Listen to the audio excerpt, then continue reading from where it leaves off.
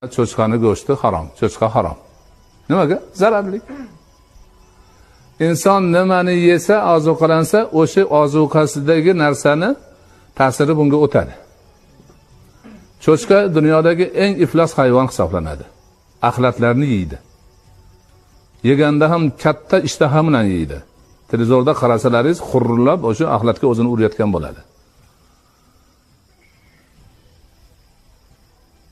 Ana o'sha narsa undan keyin yana ulamolar aytadiki, dunyoda birdan bir juftini qizg'anmaydigan hayvon shu bo'ladi.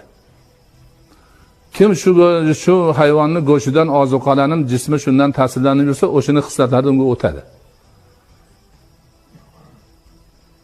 Alloh saqlasin. Ana halol hayvonlarni qaralaring, halol hayvonlar hech bittasi haromni yemaydi. Qo'y, mol, echki, qaralaring, faqat go'zal, yaxshi o'simliklarni yeydi. Hayvonni yemaydi.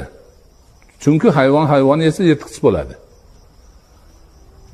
Uni yegan odam ham yirtqichga aylanadi, quturadi. Xudo saqlasin, shunaqalar bor.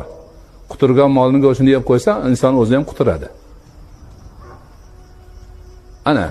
Mana shu taraflarini biz nihoyatda yaxshi tushunib yetishimiz kerak.